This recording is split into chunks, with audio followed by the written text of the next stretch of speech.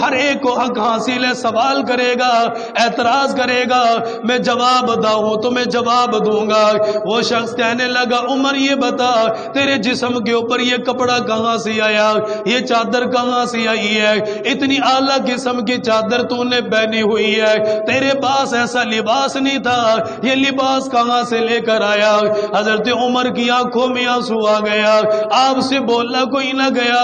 آپ سے جواب نہیں دیا گیا، آپ کا بیٹا عبداللہ بن عمر کھڑا ہو گیا، مجمع کے اندر سے نکلتا نکلتا ابا کے قریب آ گیا، اپنے ابا جان کو دونوں بازوؤں کے ذریعے سے سہارا دے کر کھڑا کر دیا اور فرمانے لگے ابا جان، جن کے بیٹے جوان ہو جائے ان کے باپ رویا نہیں کرتے، ان کے باپ کی آنکھوں کے اندر آنسو نہیں آیا کرتا،